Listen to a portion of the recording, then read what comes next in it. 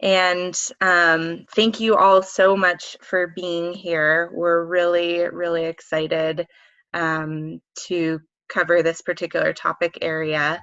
So as many of you know, Lift Economy, we are a worker-owned impact consulting company dedicated to sharing, creating, and modeling a locally self-reliant economy that works for the benefit of all life. And this topic, who will own the land, is particularly dear to our hearts, and we're so grateful to have Ian and Neil Thapper with us today. And I am just going to pass it right on to Ian McSweeney with Agrarian Trust to kick off this webinar for us and to dive right in.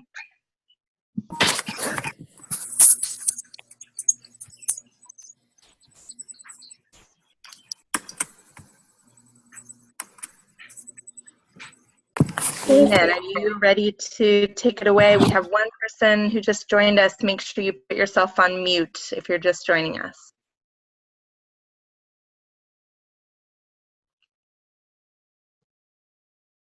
While we're getting Ian online, this is Kevin Bayek from Lift Economy as well. I just want to bring everybody's attention that there is a Zoom group chat on Zoom, and during the presentation at any time, if you have a question, something that's alive in you that's coming up, please go ahead and submit a question and or comment or resource through the chat, and we'll be tracking that. This is a recorded call. It'll be sent out to everybody who registered for this webinar, and the Zoom chat also will be shared. So consider that in making your comments and questions and resources.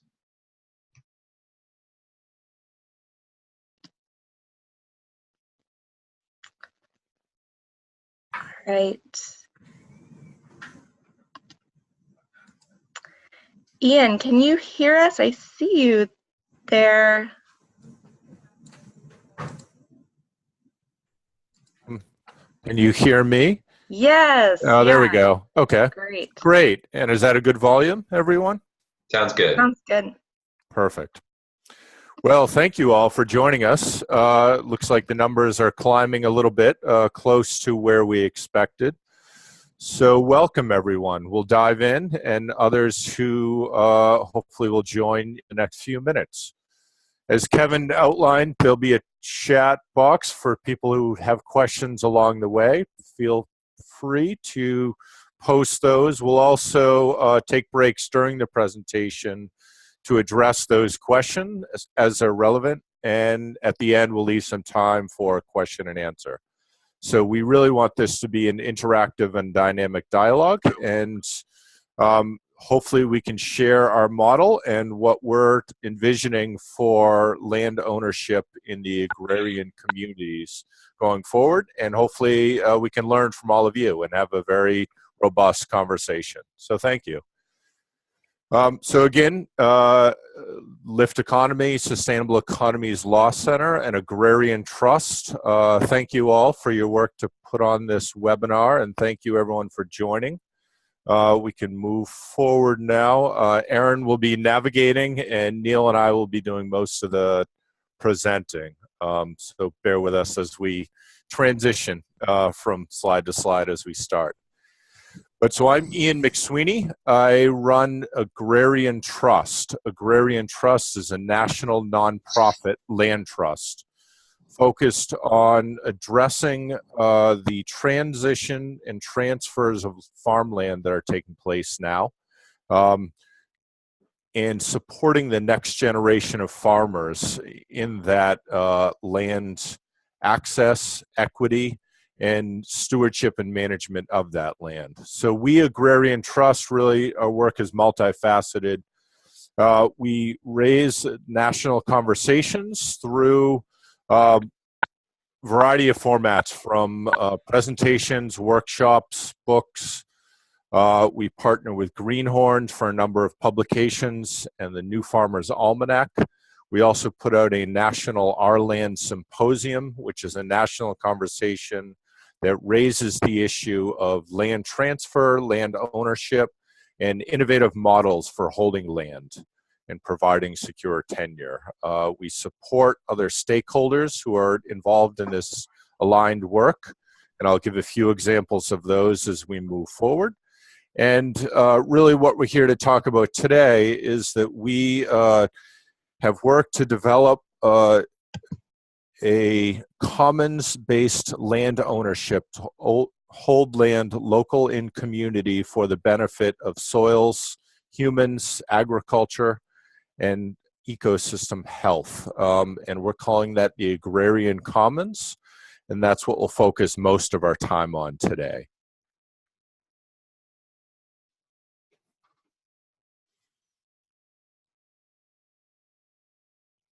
So just to get a little more depth on what I just touched upon, so as I mentioned, the Our Land Symposium, you're welcome to go on our website, look under the watch toolbar on the top. There's recordings from the last two symposiums.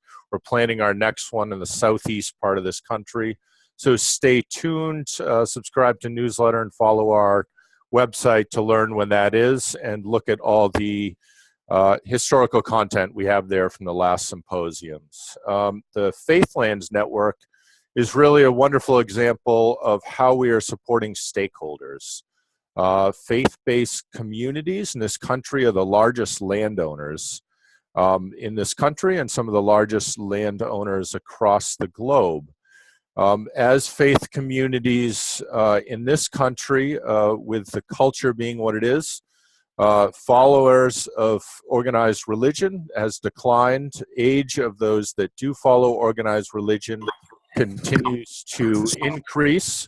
So as faith communities across the country see a need to address a smaller community they're serving, they come to the realization that they need to do something with much of the land they own. For an example of that, the Episcopal Church in North Carolina alone believes that over the next decade, we will have to sell off over 500 parcels of real estate that they own in North Carolina because they will not have the communities that have a need for those lands. So what they will do with those lands, how they will engage and steward those lands, who will get access and use of those lands, and what benefits those lands might be to agriculture and community health are really issues that we have raised, and we are in discussion with faith communities from around the country in raising a national network, engaging in dialogue. We've recently hired on-ground staff to be a North Carolina coordinator partly because of the fact I shared with you, partly because of other support, existing programs and networks that are really active in North Carolina. We feel that is a really strategic place to engage on the ground to begin to make these on-the-ground projects between communities and faith land ownership and agriculture take place. So we're engaging in that. We'll be developing a guidebook for faith communities and agricultural producers around shared language, models of success, and other template documents. That's something that our network, the Faithlands Network, has identified is a real priority. So that is part of the work ahead over the next year plus. The Agrarian Legal Network is really a network that provides support in the name of attorneys who can connect locally with farmers, farmland owners, other organizations on the ground, local to communities around the country, where we can be a resource and connect attorneys to where there's needs on the ground. And really more active presently is a lawyer-to-lawyer learning network, where we are connecting lawyers who have been innovating in this land access, ownership, and conservation space for years with newer lawyers who really have a desire and need to gain experience and knowledge to build their skills to meet those needs. From that work, we've put together a Agrarian Commons Creation Committee that I will move to in a second, but that committee's work will be to guide the Agrarian Commons creation and bring together attorneys, practitioners, farmers, and other stewards of the land from around the country to really build the models and guiding principles for the agrarian commons structure. And the last here is the agrarian commons, which I've touched on just now, and in prior, in that agrarian trust has a mission area to create land ownership held by community commons for multiple benefits. The agrarian commons is our model of doing that, and most of our time today we'll get into the details of that and share some models, but that is a primary focus of our work as well. So just to give a little more context on the agrarian commons. So we Agrarian Trust are a national 501c3. So we work around the country, focused on those initiatives that I touched on prior, focused on connecting the culture and hearing the voices of the young agrarians and the legacy farmers and the communities that depend upon them across the country, and having that broader perspective and broader networks and relationships and understanding of the work. We strongly believe that land ownership, decisions, equity, and self-determination should be held locally. So to make land ownership and equity and self-determination around that land embedded in a local decision-making process, we've created this local agrarian commons structure where we create localized 501c2 agrarian commons who embody those ideals that I raised for local community ownership of that land in collaboration with National 501c3 Agrarian Trust.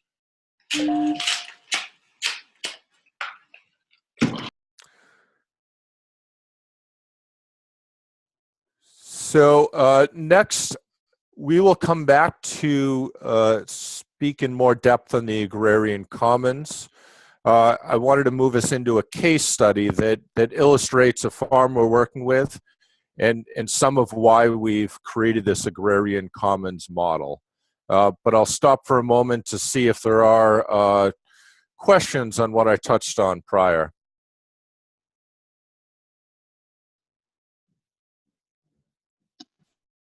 All right, so let me move into this case study.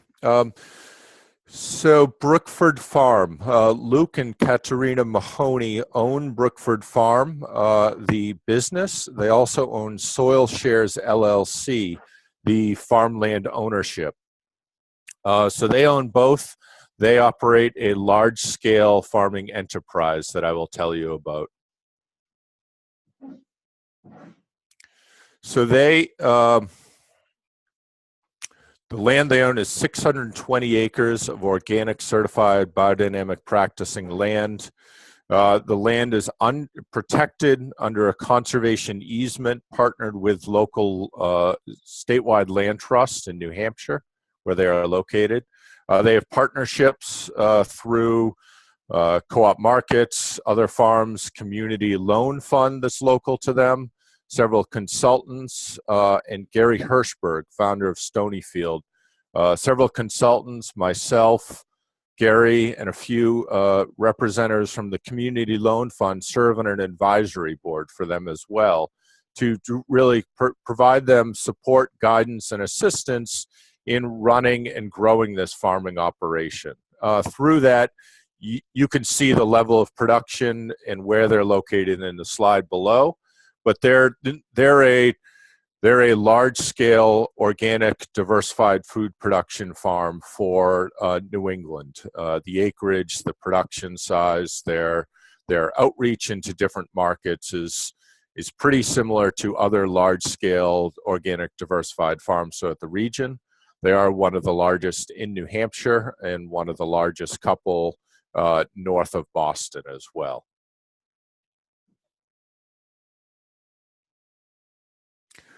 So their business is an organic grass-based business. Primarily, their farming practices are building soil health and focused on a diverse and nutrient-rich grass and pasture-based livestock operation. To operate this, they obviously need to be meticulous with their management practices on the ground. They need soil health. They need the ability to adapt to weather and ground conditions, animal health, and so on. So they really need to be flexible with the land they use in a way that can prioritize soil, animal, and community health. In doing that, they operate a diversified animal vegetable production that has, crops that are sold retail, wholesale, a variety of markets. They have a variety of value-added products in the meat and vegetable production side, and they have sales that are about $2.5 million per year. This comes with struggles, though, and so I'd like to show you the short video and then move into some of their struggles, and that'll frame why we're here today. So if we could watch this short video, that would be great. Great, and just give me a thumbs up to say if you can hear the audio.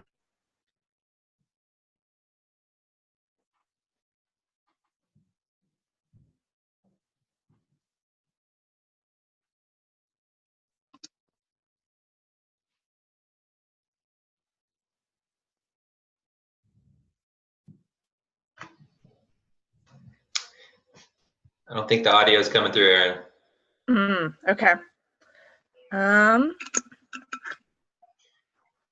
Well, I could narrate it, I guess, would be one way to do it. Do you have another idea? Try turning up the speaker volume on your laptop as loud as it goes. Okay.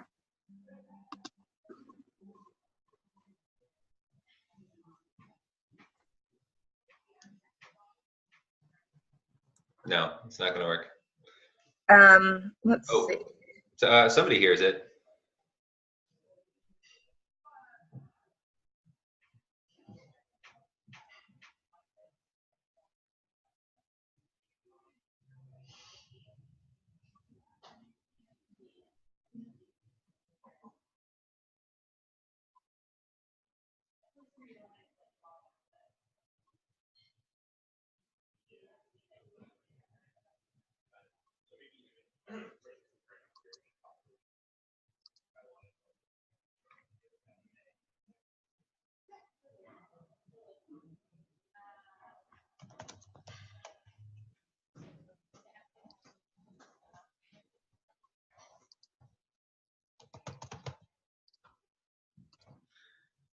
So we got the visuals. I don't think we have the audio.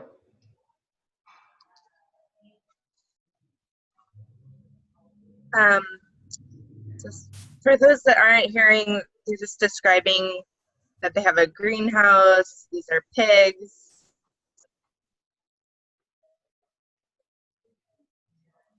Yeah, it costs a lot of money to install the infrastructure here at Brookfield Farm. Yeah, really the key point is that so they lacked land security. They had lost a lease arrangement they had. They have this large-scale farm that I mentioned, so it's difficult to just pick up and move, but they had to do that. They found this land that this video is about, 620 acres of river bottom land along the Merrimack River just north of Concord, New Hampshire. So they had the opportunity to move their farm and come onto this land. This land was a former sod farm where the soil was rolled up and trucked away every year and chemicals were dumped into the ground and leached into the water.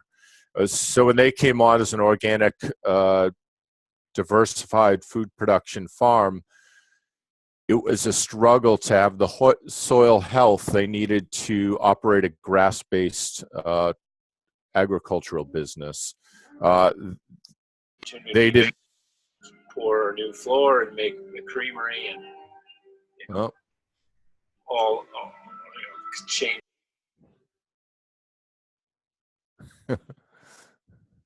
Go ahead, Amy. Well, I think people are checking out the video now that the link has been distributed. Yeah. Yeah, and so we'll go back to the images, but Ian, if you want to just recapitulate kind of the story, I think we caught the visuals. It sounds like you're going through the details of what the story was. Yeah, sure. So really that for them to get onto this land, for them to address soil health, for them to bring a monoculture sod farm into a diversified organic farm, they had to take on land debt, they had to take on building and infrastructure debt, they had to take on soil and ecosystem health improvement debt. They were first generation farmers coming into this scenario, so they had farming experience, but they did not have anything else financially or anything else resource wise to bring to the table. They had their animals and some equipment and customer base, but everything else had to be acquired with debt, and carrying that debt is significant. Carrying that debt, just the land-based debt itself, is more than a farm of their size that is grossing $2.5 million a year in sales can cover in debt service on a yearly basis, even with friendly long-term terms to the debt itself, to interest rate, to structure, to understanding of seasonality. It's difficult to service that type of debt as a diversified organic farm. So they talk through that a little in the video, and this next slide kind of highlights that really this is a reality for next generation farmers across the country. Fewer and fewer are tied to a generational history of agriculture. So whether that is the knowledge, whether it's a passing down of the business itself or the land or the buildings, that's less and less possible. More and more farmers are coming into agriculture for the first time, and they might have some resources or knowledge that they bring forward, but the debt they have to take on is in many times almost impossible to carry forward a viable farm business and consider health of soil, health of food, and health of the farm ecosystem itself.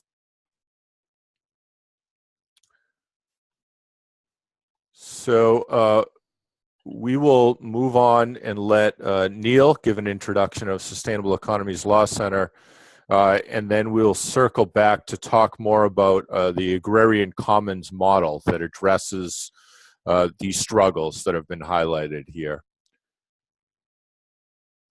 Great. Thank you, Ian. Hi, everyone. It's nice to be here with you on the webinar. My name's Neil Thopper, and I work for Sustainable Economies Law Center. And I'm pretty much as far away from Ian on the other side of the country as possible in Oakland, California, occupied and unceded Ohlone territory. So Brookford Farm is kind of the quintessential portrait of this transition of farmland that's taking place. And for every one story that we hear, there are many more farmers who are facing similar struggles for access to land that's affordable so that they can run farms and feed their communities.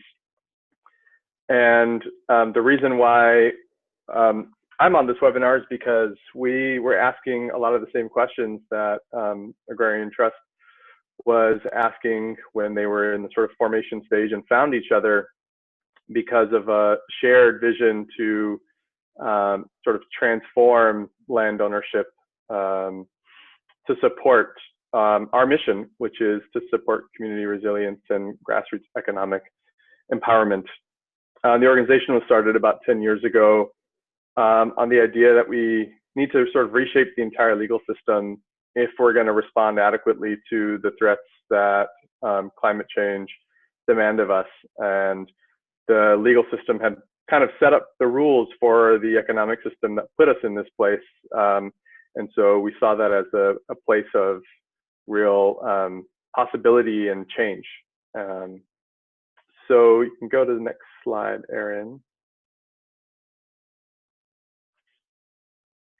Thanks. So, you know, Brookford Farm is a snapshot and of kind of a number of systemic forces that are at play that all inform the development of the agrarian commons and why that model has emerged through the collaboration between our organizations.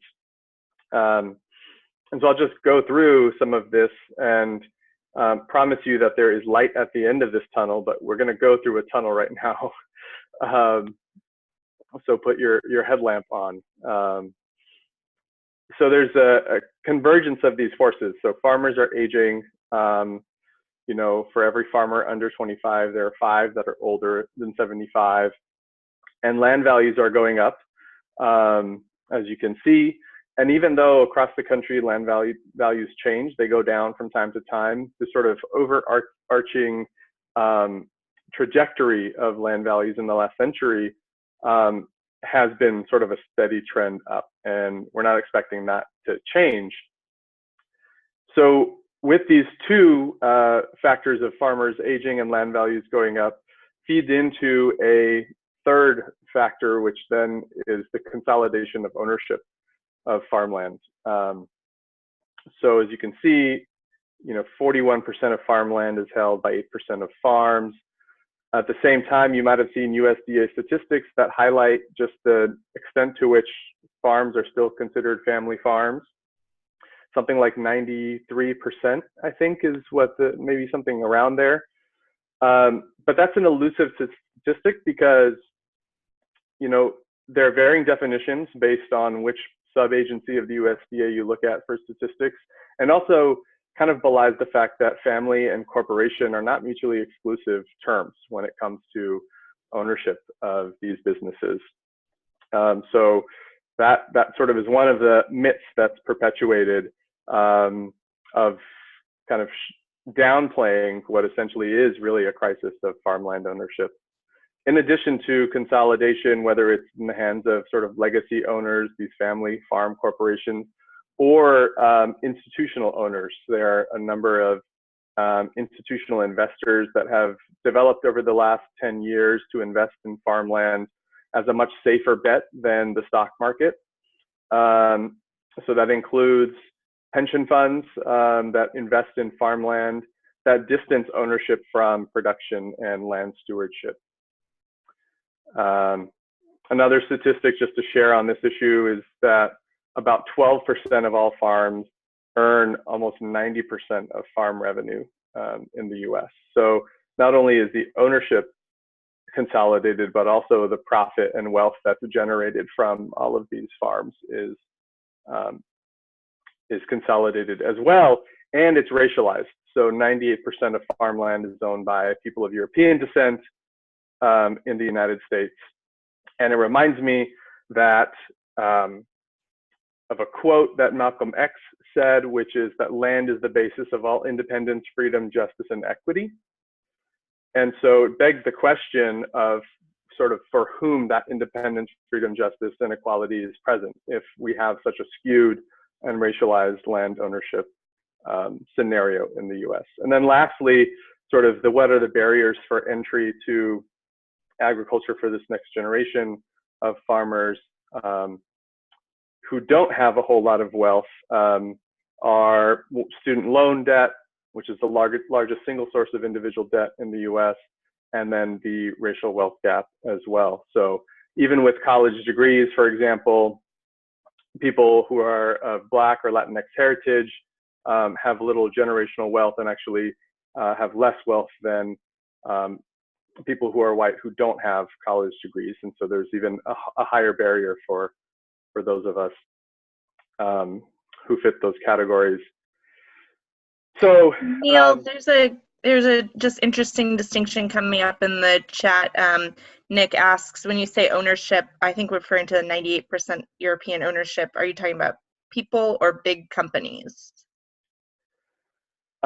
Both, yeah. So the statistic is based on the ownership of land that was done by a USDA survey in 1999. And so it was part of the survey that farmers were asked to submit their demographic data for their farms. That survey hasn't been done since then, so that statistic's actually almost 20 years old. But it would be both. Good question. So where are we at? So, there's some more problems. I think Ian and I are going to be sharing some of these slides. So maybe you can take on some of the continuing sort of burden before we get to the good part. Sure, happy to. And really, before diving into these problems, just to raise the reality that we are talking about land, and this webinar is on land, and our priority is working with land ownership because of these inequities. There's a number of programs and organizations and activity around supporting those who lack access to land with programs and supports. But if we don't address the fundamental ownership and the inequities that exist there, we'll never get at the root of the problem. So our focus is on the root of the problem of the ownership of that land. For with that ownership, as you shared forward, Neil, it comes freedom. And with freedom, then the ability to operate and take advantage of supports, it becomes that much more possible. But just to touch a little bit more on this deep valley of problems we're in, that with Brookford and with many other farms, that for those that can afford to acquire land, the value of that land is rarely tied to sustainable agricultural production. Land values in much of the coasts of this country and close enough to urban areas is tied by development pressures. So the value of land is based upon conversion for development. Other parts of the country, land is valued because of its extractive potentials. Rarely is it valued for sustainable agriculture. Parts of the country where it is valued for agriculture, many of those are based on commodity crops grown by big industrial agriculture. So it's also a very uneven playing field for small-scale farms to consider acquiring land, even if they do have the capital to do that or have access to capital, in that the value they're acquiring that land for is far above what they can ever afford based on a sustainable agricultural business. Part of that is the soils, which was touched upon in Brookford Farm, that the condition and health of the soils is rarely valued. Many other commercial real estate transactions would take consideration for the plant, building, and infrastructure assets and their condition to consider the startup costs and investment costs needed for that business. We, in transacting farmland real estate, to not place a value in the soil conditions and place a value on investment needed to remediate those to a point of health when we're transacting real estate business. So many times a farmer has to shoulder acquiring farmland at above agricultural values and then completely be burdened by regenerating that land to a sustainable level where they can reach production that allows them to be a viable farm to begin with. So there's significant investments that have to go into farmland in many cases. Conservation land trusts are prevalent across the landscape, and they provide great benefit. Many provide benefit that's focused on protecting natural resources. And they're doing a wonderful job at that, getting traction and funding from federal, private, state, and NGOs across this country. There's a desire and need to do more natural resource conservation, but the shortcoming, I would point out, in the work is that it doesn't address land access, it doesn't address affordability or tenure on farmland. Most land trusts will not consider buildings, infrastructure, or equipment and leave that all to private parties as well. So Conservation land trusts are a wonderful benefit, and they have their place, but they really are not working, with the exception of a small handful across the country. The vast majority of conservation land trusts are not working on the issues that we're here to discuss today, and the issues that really confront new agrarians across the landscape as they try to get onto land. Community land trusts are also a wonderful benefit to the land itself, and they do focus on affordability and community needs. In most cases, they do not focus on agriculture, that their focus is more on housing and community needs, but not on agrarian communities and agricultural land for production. There are some that focus on that, but there's very few, and the few that are focused on that are limited in scale and capacity. And in general, community land trusts, when looking at a comparison between conservation land trusts, community land trusts lack significant scale and capacity across our country to meet the needs that conservation land trusts are meeting within their purpose areas. As we've heard, private land ownership struggles because land is not affordable, because the existing baseline conditions of the land are not considered, because access to that land is not equitable.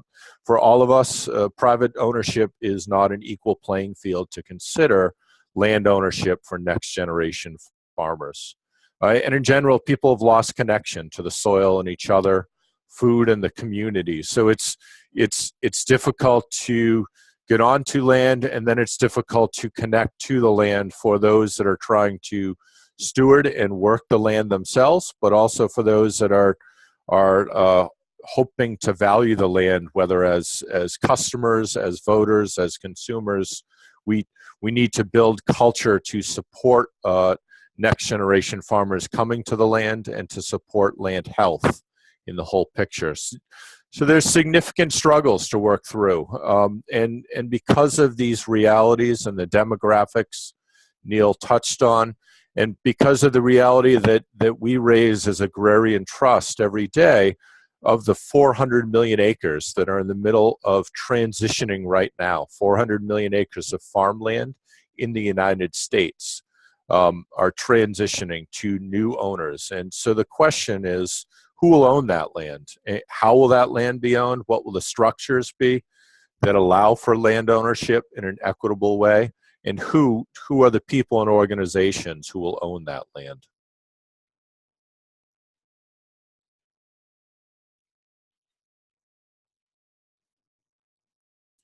So we Agrarian Trust and we Sustainable Economies Law Center and others on this webinar, I know, struggle with that question daily in their work, and trying to innovate and create models that can address the issue.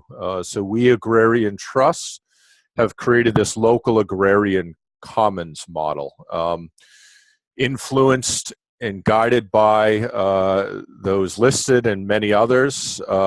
We've spent a fair amount of time researching the models that exist that are somewhat similar, researching conservation land trusts, community land trusts, understanding the needs of next generation farmers and the needs of exiting legacy farmers as well. And we've created this local agrarian commons structure. So the sketch on the right side of the screen highlights the structure itself. So I can walk you through the sketch, and we, in further slides, will have more detail on the model itself, but the sketch provides a good picture and image to carry forward as we discuss the rest of the detail. So really, the donors in the lower left, we would consider all of you. We would consider other supporters of Agrarian Trust. We would consider all those who see value in the question of who will own the land, and see value in engaging and supporting the work. So we Agrarian Trust, being a national 501c3 organization, raise money and support and guidance and assistance from our donor community. We bring that in nationally, understanding the national needs. We then use those dollars for this agrarian commons model to acquire land. We acquire the land, the real estate, the property, and other agrarian assets, knowing that it's the farmland and there's other assets and real estate that are part of a healthy agricultural community and part of a healthy food system. And we need to consider all of those real estate assets in this picture. So we acquire those assets. We set up endowment funds to invest in active stewardship to improve the soils, so it's not solely on the burden of the private farmer themselves. We're allowing philanthropic support to improve the soils and the ecosystem and protect the land for sustainable agriculture. So the land then is owned by local agrarian commons. So the Commons Board in the lower right represents the 501c2 agrarian commons that work locally across the landscape. So 501c2 entities are registered in states across the country and then work locally within communities in those states. Those 501c2 entities would own the land and other agrarian properties that are local to them. Those 501c2 agrarian commons would then have a board that is comprised of agrarian trust, the farmer leasees who are on the ground, and other community stakeholders. The 501c2 agrarian commons then conveys 99-year lease, or as long as state law will allow in each particular state, 99-year equitable lease to the farmers and other farm and agrarian-based organizations that will be using that land and other agrarian properties. So the intention here is to support nationally the work of local land ownership and local decision-making process for the access and long-term secure tenure by farmers on the ground, with all of this embedded in community. So this, as I shared, kind of use this picture as an illustration to carry forward with you as we get into a little more detail about this structure. And it might be good to answer any questions that come up now, and then we can kind of dive into more of the details of the structure itself. Thanks, Ian. Sarah has a question here. How much money has the Agrarian Trust raised through donors, and how much land has been moved to commons? Sure. So good question, Sarah. So really what we're doing right now is we have spent time researching and developing this model, and then we spent about the last 8 months sharing this model out and refining it some. From here, we will bring together this Agrarian Commons Creation Committee that I touched on earlier, who will provide guidance and formation documents for these local agrarian commons to then locally create their identity and structure for land holding. So where we presently are is we've developed the model. We do not own any land yet. We are in conversations and have reached agreement with a number of farmland owners, and those will develop our first Agrarian Commons 501c2 structures. And in creating those 501c2 structures, we will then raise the philanthropic dollars needed to acquire those properties and invest in stewardship and set up the endowment dollars then. But really what we're presenting now is a concept we've developed that we're soon to bring forward publicly and begin to raise money. But first we wanted the concept in place, and then we wanted a number of local farms to be co-creating these local agrarian commons at the same time. So the local examples of farmers and communities and co-inform the work of the national committee. And in the end, we're creating a model that is both rolling out locally on the ground and developing nationally through our work.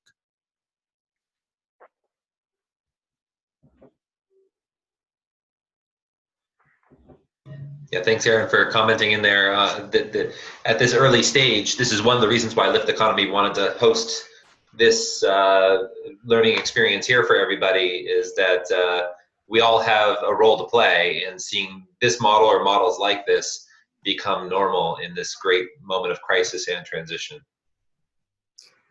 Hey, Ian, I had a question. This is Pete. Sure. And I guess it's for everyone involved, but in looking at these models, I know the intention with raising philanthropy dollars to fund this, like I can understand the rationale behind it, but the amount of dollars available from philanthropic sources is obviously far smaller than those that are available from interests from other interests that would be looking to have that are non-philanthropic. And so did you all explore any opportunities around some structure where the land might be in some way like other ownership structures where they might be co-owned with some other sort of pecuniary interests that didn't have say over the voting or the, any sort of, it was just a partial ownership that was allowed them to have some sort of investment in the land, but they don't actually have any sort of say over the direction or what happens, and it's a minority interest. Just posing that as a question because there's obviously an immense amount of wealth out there that would be a lot more funds that would be available, assuming that there was in some way ability to provide some sort of investable opportunity for folks. Just curious if you had looked into some sort of other structure like that. Yeah, and great question. And really there's a place and need for a variety of capital forms to come forward to make this model possible. As I touched upon with Brookford Farm, and we highlighted in some of the obstacles that, land valuation, and thus if you're to acquire land with debt, land debt is not tied to sustainable agricultural production. So it's difficult to think that those two purely by themselves would be the best match.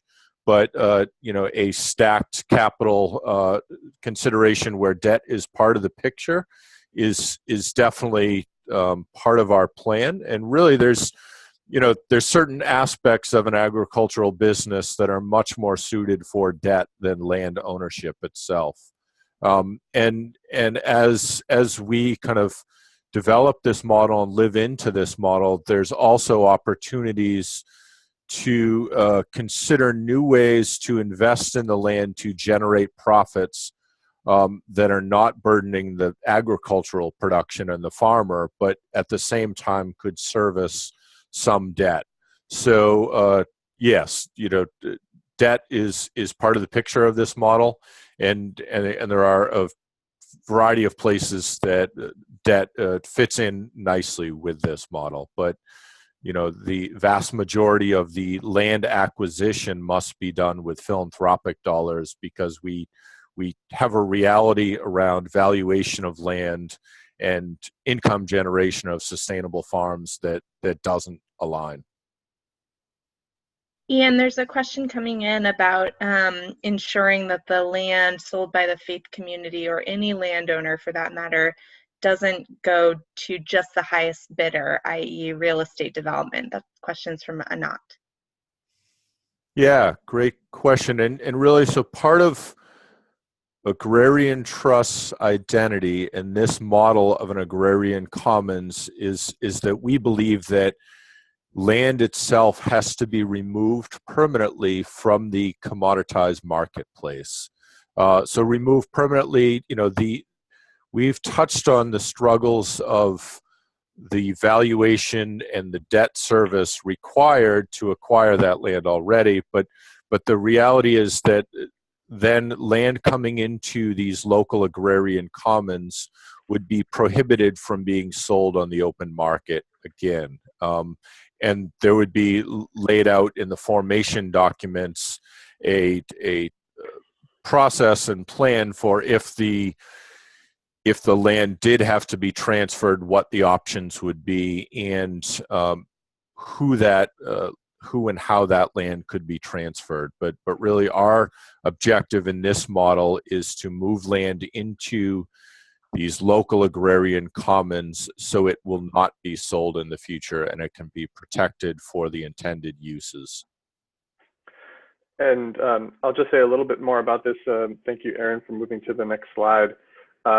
Just as much as the sort of process of how Agrarian Trust will acquire land and bring it into the commons is important, the actual governance of the organization itself is going to also, in the long run, determine whether and how the organization will adhere to its values. And so part of the intent with using a nonprofit is that by law, there are certain requirements that a nonprofit needs to abide by. Relevant here are that, for example, the assets of any nonprofit, let's say Agrarian Trust, is intended to exist for a long time. Let's say it doesn't anymore. Those assets, which include all the properties that would be under ownership of either the C3 or the C2, would have to be transferred to another charitable organization. And we've been really specific in the bylaws of the organization to actually list out a priority list of organizations that it would go to, beginning with local tribes in the area that the commons would develop a relationship with, or if not, another local community land trust or conservation land trust, and then so on and so forth. So to the extent that these values are sort of inherent in the organization, they're reflected in the bylaws, which are essentially the rules by which Agrarian Trust will operate going forward.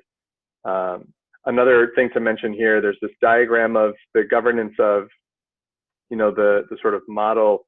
And the point really is to show that there's sort of interlocking connections and accountability between the organizations. And so while there's a national organization, really the idea of decentralizing power to the local agrarian commons, of which the people on that board and people who are members of that organization are the ones who live closest to and work on the land. Those agrarian commons organizations will have representation on the national board as well. So there's a connection between the local and the national.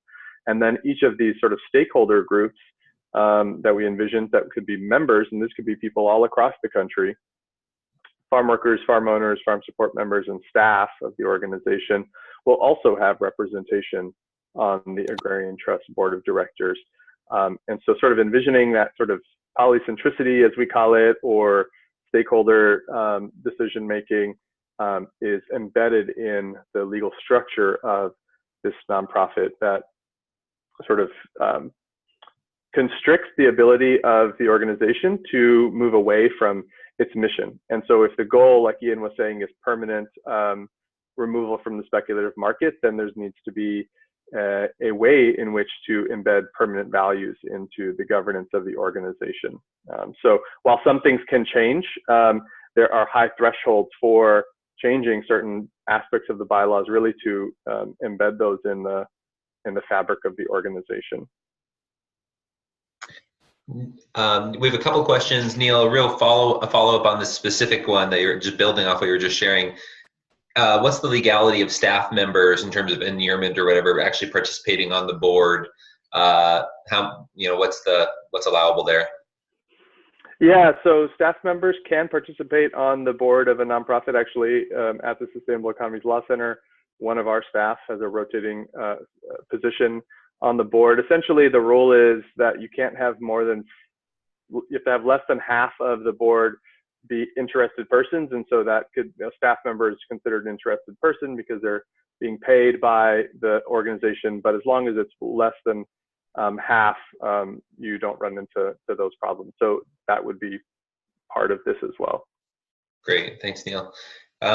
Going back to some of the other technical aspects of the model, there's a question coming about the 99-year renewable, the 99-year lease. How would the rates, be determined for the lease fee for the farmers?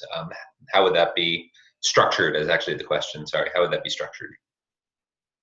Well, so really, a primary goal of this work is to connect with local communities and create structure that is embedded in their identity. So the realities are that, different types of agriculture and productions and acreage available are going to determine the best appropriate lease rate. That we are not going to be looking at pure market rate lease arrangements across the landscape. We will look at each individual farm and consider what is viable for that farm enterprise in supporting through lease term the local 501c2 agrarian commons, in that the local agrarian commons owns the land and collects leases and rents from those tenant leasees on the ground, and then kind of can use those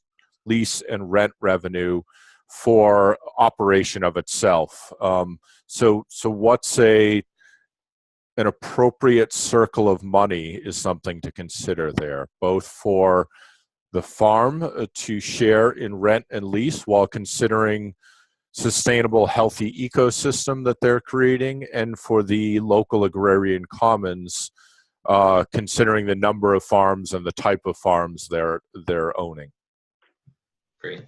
Thanks, Ian. If we could return, there may be another image here in a moment, so tell me if this is just foreshadowing, but there's a question back on the capitalization and this opportunities for some of the capital assets to be investable through a debt servicing of some sort, a debt instrument.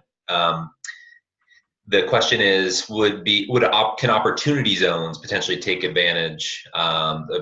Can opportunity zones or opportunity funds, I suppose is the question, be appropriate in this model? And maybe that's for Neil or Ian, or I have some thoughts too. Yeah, well, so maybe, Aaron, we could move to the next slide, because that gives an outline of kind of where some of the capital needs are, and then we could circle back to this question. Either Kevin or Neil, you want to jump in first, or?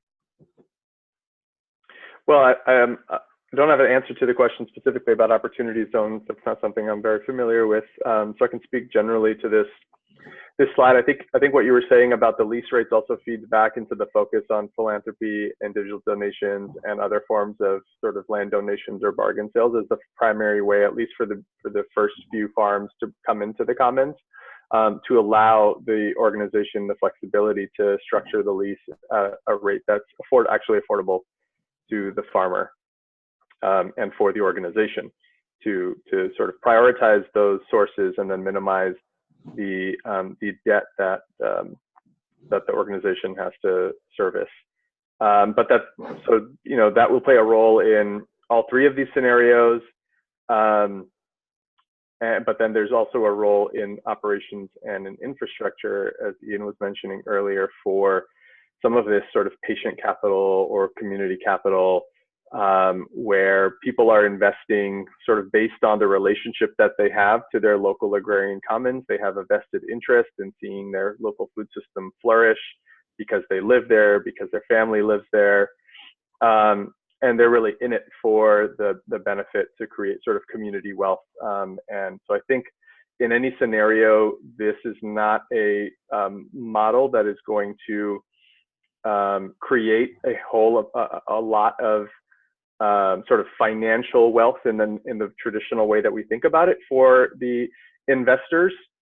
That is the model that creates a lack of affordability. And so the Agrarian Trust is really trying to set out a vision for how people can contribute to the development of a sort of different form of community wealth, which is the preservation of land, the valuing of soil, the supporting of local farmers, livelihoods, and then of course benefiting through a supply of healthy food. So I think that's the way that the sort of vision influences some of this financing and capital, but I'll let Ian and Kevin say more about some of the other aspects. Just thanks, Neil. And directly to the question about opportunity zones, opportunity funds, to the extent that farmland in question is within a defined opportunity zone, and to the extent that an opportunity fund that matched up with the ethics and values of the local community and the agrarian commons, there's a couple of considerations in there. This need for patient impact investment or a long-term debt would conform well with the ostensive intent of the tax relief provided from an opportunity fund, that some of those assets that could utilize low interest, long-term patient capital. Should a fund be structured in that way, an opportunity fund, and it matches the zone, and of course with the values of self-determination, local control, if all that matched up, an opportunity fund could potentially be a fit. The other thing I would say here is it's also true that this community capital, I think, it's the opportunity for us to broaden our imagination in leveraging Title III or crowdsourcing capital is a huge opportunity for some of this, like Neil saying, non-extractive, the intent would not be to generate outsized returns to exploit labor or agriculture or land, but to actually kind of invest in the land and invest in people and a sustainable food system, a regenerative food system, giving unaccredited investors, the community itself, the opportunity to do that. That's another, I think, kind of a adjacent partnership opportunity would be to see community capital funds play a role here, and maybe even the Agrarian Trust itself will have such an offering, some type of Title III offering at some point. The only other thing I was going to add is this: part of the model that is, I think, tricky for a lot of people is this idea of land donations and below market rate acquisitions from philanthropic dollars. I also want to encourage us to not hold back in broadening our imagination as to what role the state could potentially play. I'm talking about broad movement and changing the nature of how we conceive of the government, at this moment, but through grants, and there may be other opportunities for acquisition of land, other capital sources than just the limits of private philanthropy or community philanthropy. I'll echo that and just say there's indicators in terms of movements that are doing land reparations work, and so that is already happening. And there is a question that came up, maybe this is for you, Neil, in terms of describing a little bit more about the 99-year lease. Is that just a legal model that effectively guarantees ownership, quotes unquote, for the farmer? It's from Pete again. What happens at year 100, and would the structure allow for farmers to be able to renew the lease or a lease to buy option? Yeah, it's a good question.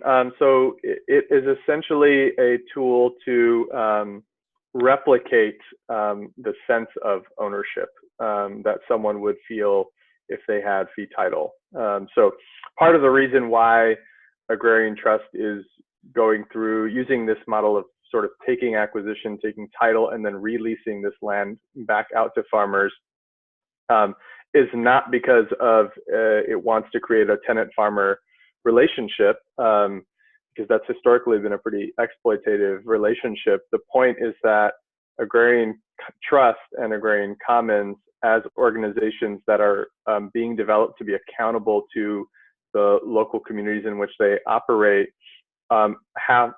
can use that tool to remove land from the market, and then subject itself to really strong considerations before it ever can release that land back onto the market. There are very few scenarios where that's going to be possible. So then to replicate kind of what ownership would look like for a farmer is to give them a 99 year lease where that's allowed. In some states, it's a little bit shorter than that, and that lease could be renewed so that that farm could be passed on to the next generation if it's part of that family. But as we've seen, as we see today, we're at a place where many farmers are not transitioning their farm to the next generation in their own families, and so it becomes available to someone else. And so in that scenario, the agrarian trust can redeem that lease and then enter into a new lease with another farmer at some future point. And so that's the sort of mechanism for why the 99-year lease is the tool that's being used, or long-term lease. Great, thanks for that. And then one more, all of these are such great questions, so thank you for keeping it in a dialogue form. Matt asks, would donors be channeling their money to a specific project or land purchase, or would it be generally to the 501c3, which would then allocate it wherever they see fit? And maybe Ian or Neil, whoever feels like they want to speak to that. Yeah, so really what we're seeing, and we'll share a little bit more as we give a preview of some projects we're working on now and we'll be rolling out. But what we see is that donors would have the opportunity, obviously, to give to the 501c3 for general benefit, and uses would also be able to give restricted and restricted to one specific agrarian commons. So a commons that's working in a community in part of a state, and that could be restricted for that use, or it could be restricted for a specific farm's acquisition or investment in. And it really will all depend upon, conversation with donor and agrarian trusts, and then what type of restrictions are set up and agreed to as the money flows in.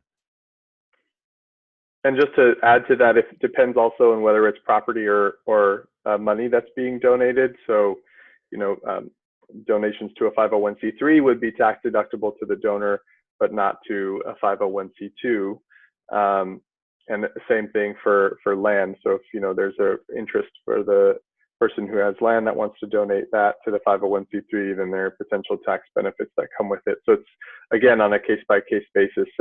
If it goes to the 501c3, the land, then title will get transferred to the 501c2 afterwards.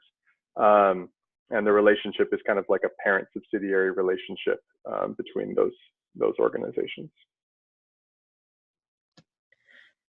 Ian, would you like to continue with the... Sure, yeah.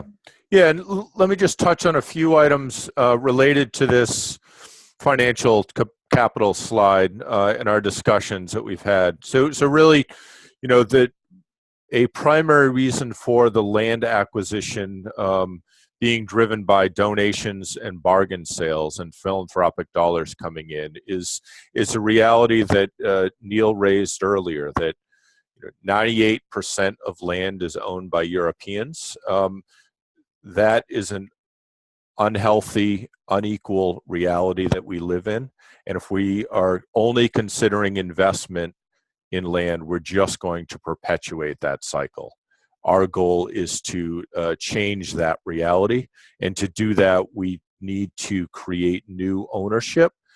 And that must be done through people letting go of land they own. And when one group owns 98% plus of the farmland in this country, we need to find ways for letting go of that land.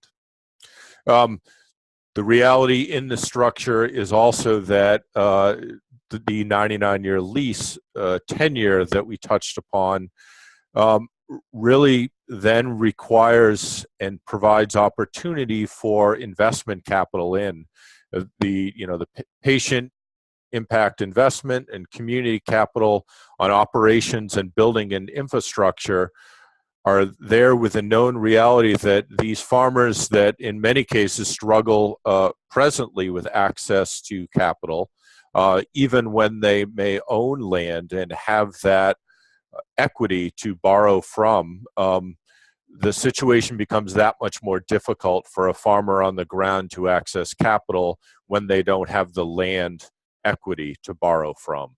They would have lease tenure, but that is not going to have the value or the burden of financing that land acquisition. So, many lending options for farmers presently require some ownership stake in the land.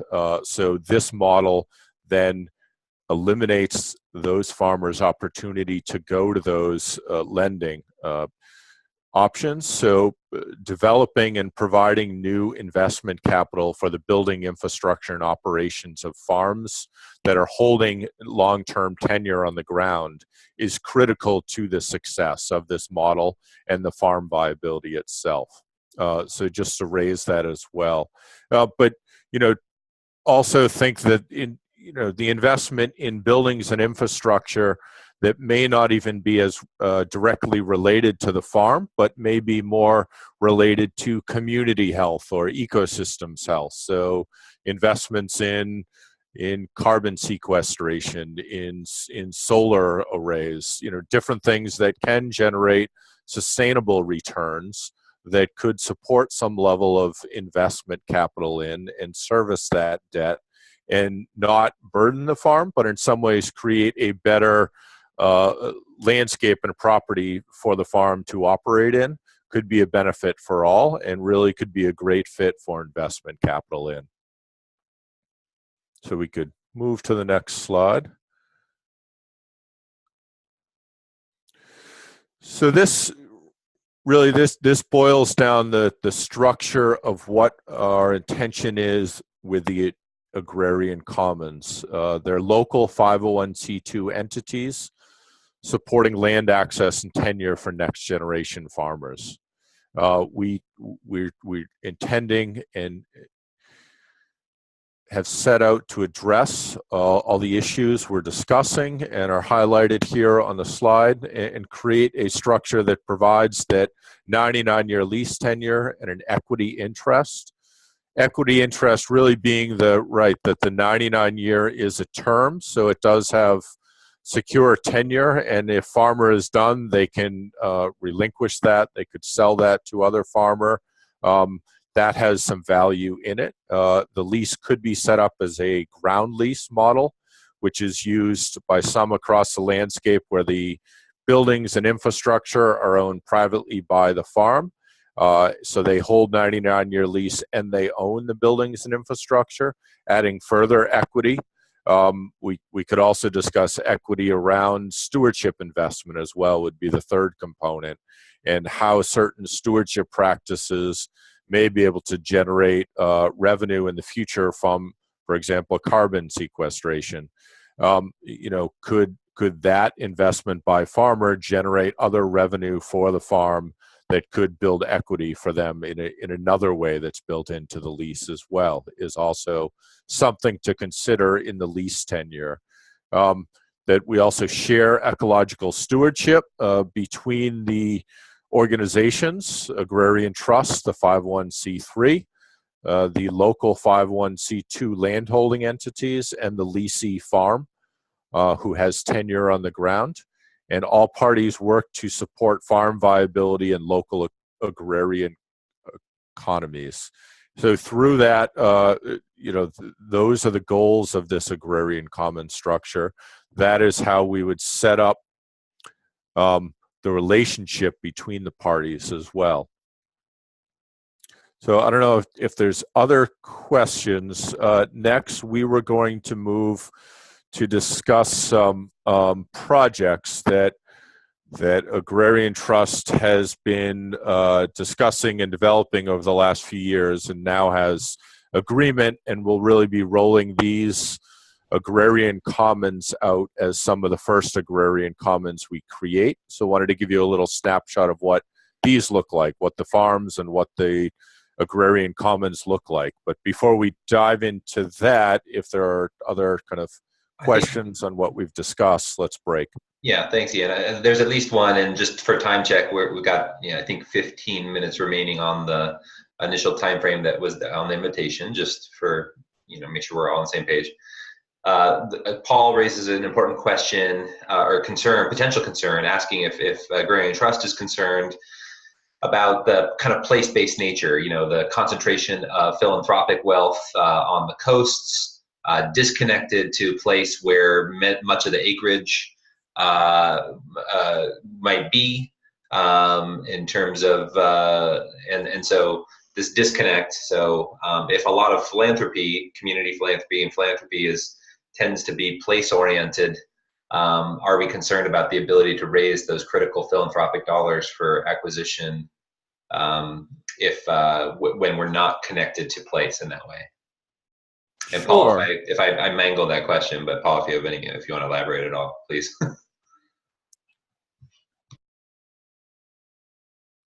Sure, and so to touch on part of the answer to that is, so really we have been very strategic and will continue to be strategic in how we prioritize what farms and what agrarian commons we'll work with first, trying to create partnerships between local regions that are more flush with resources, support, and active organizations, and communities and regions that lack all of those supports. So we think by kind of at least pairing two together or clustering several together in creation of agrarian commons, we can raise awareness and support for areas that many times are neglected, in partnership with areas that may already be robust with support. Part of our structure as well is that we see the capital raised to make this possible as being a partnership between the communities where these 501c2s are located and national agrarian trusts and our partners, supporters, and organizations we collaborate with. So we fully expect and understand that some communities and regions of the country will rely less and others will rely more on the national support to bring localized interest and capital to the need that exists locally.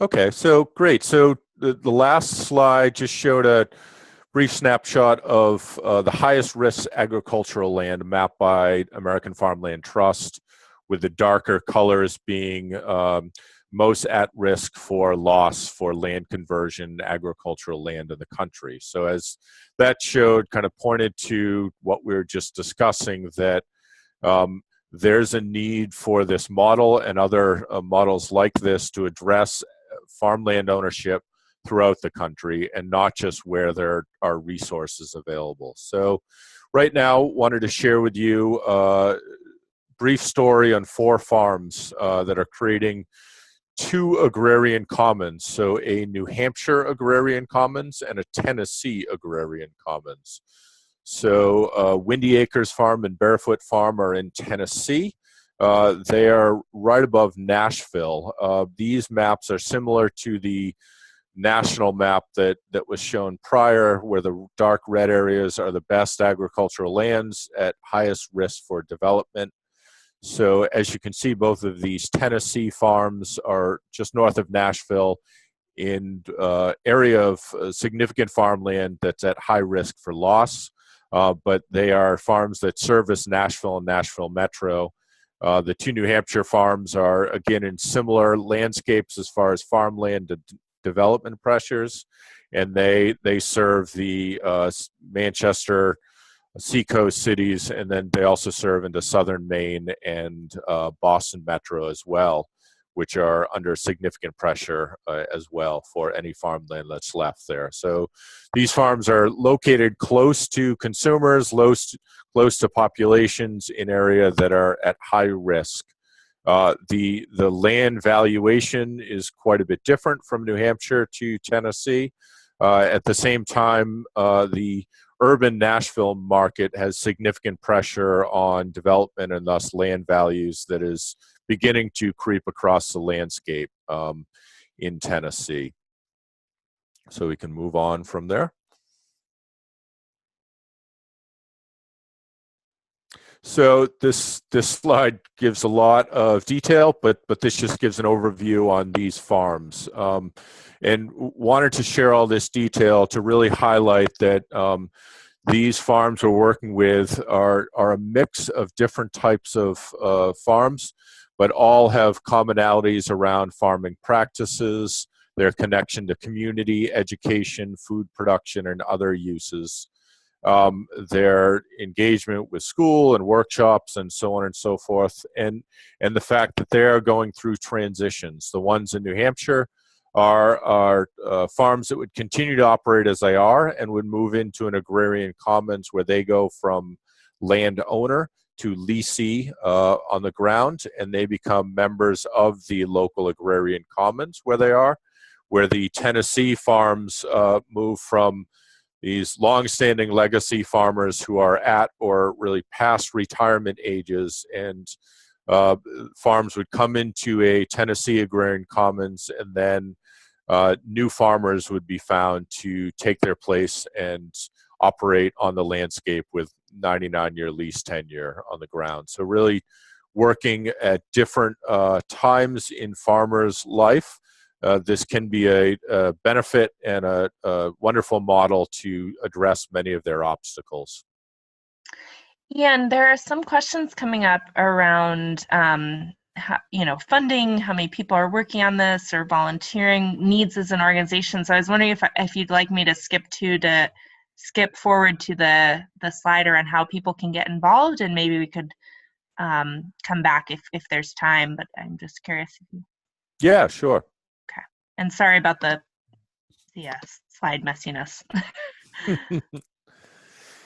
Yeah, thank you. So really, yeah, we are at the stage now with these farms mentioned that we have contractual agreement. We have the model that we shared with you today. We have development of these local agrarian commons coming together in place in Tennessee and New Hampshire.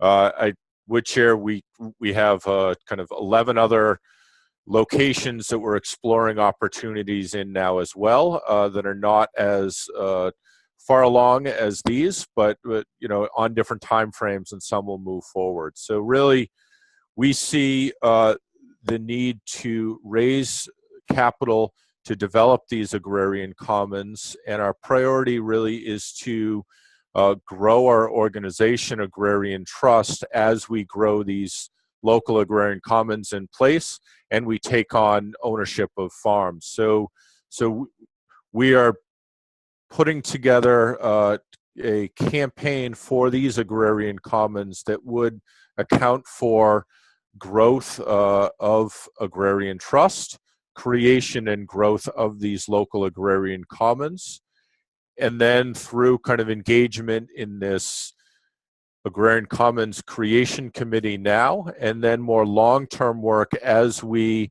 bring these lands into ownership by the commons, develop the boards, and provide 99-year lease out to these farmers. That the need to get involved in different ways is also important too. So, that to consider donating, to consider engaging with your time, there's significant need to support different aspects of this work, whether as an individual or as a collaborating organization. I'd also ask that you raise awareness for this model in our work. We're interested in exploring and developing this innovative model uniquely on the ground within communities across the country. So that's only possible with all of us sharing this model out and making connections and building the network and raising awareness for this as well. And we touched on investment, which really investment in several forms will be part of this model, and we will be rolling out those structures in the near future as well. But why don't I leave it at there, because I know we're close to time and I'm sure there's a few questions that we could get to. Yeah, so thanks for that. Letitia is asking, maybe Neil could speak to this. Is there any reason a farmer would not want to use this land access method, and what are some challenges? And Kevin has some responses in the chat, but be eager to hear your thoughts on that, Neil. Yeah, good question. I think that there's also, in addition to what Kevin shared, leases through Agrarian Trust will likely include some kind of parameters around land stewardship practices that are going to focus on investing in soil health and biological diversity and water quality. It may or may not be USDA organic certified as the standard, and I'll let Ian speak to that. But that may be a reason why some farmers may or may not see themselves as the right stewards for that land.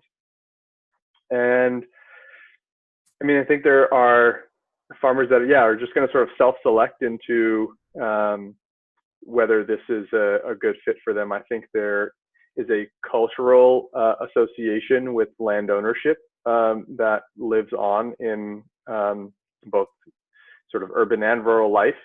And so I think some of the work of the Agrarian Trust at the national level is to sort of take that on and sort of address that through a really equitable, strong leases that provide secure tenure, even if it's not fee title ownership. But that may be a barrier for some folks. That's what I've heard as well.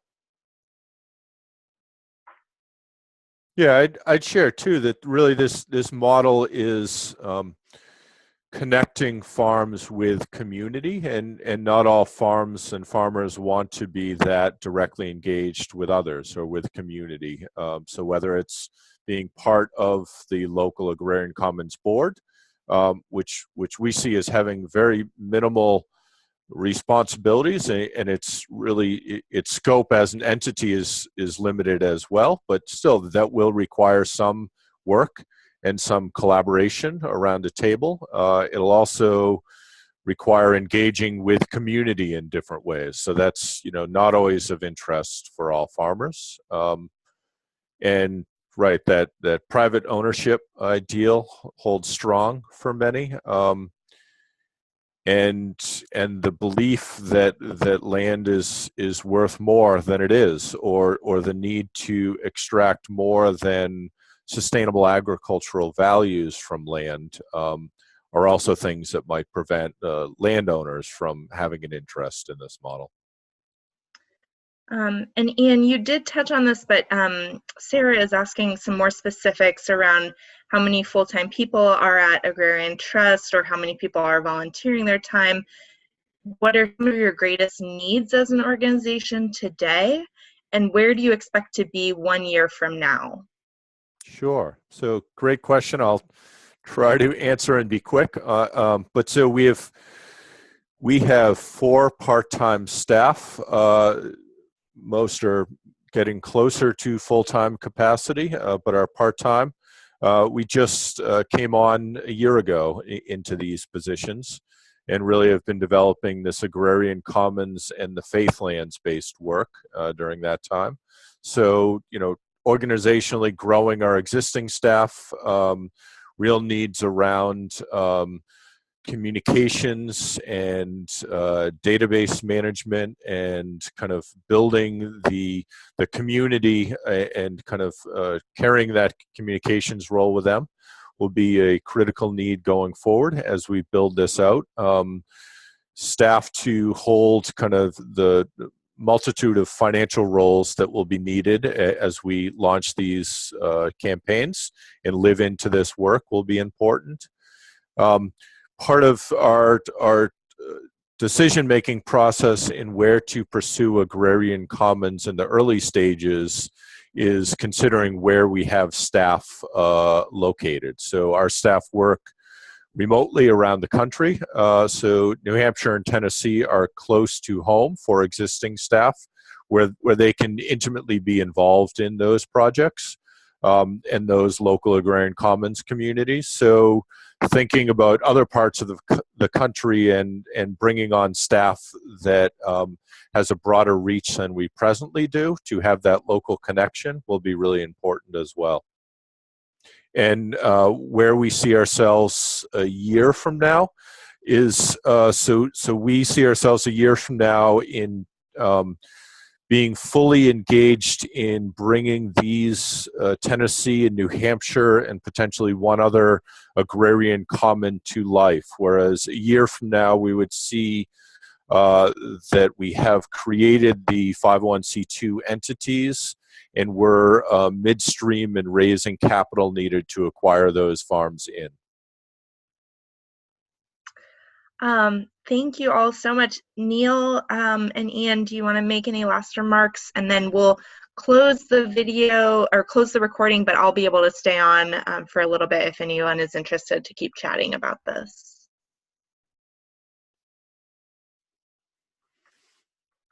I'll just say thanks for the great questions, everybody. And if you'd like to learn more about the Law Center, you can visit our website at theselc.org, where there's more about our work on farmland and housing and renewable energy, if those are of interest to you as well.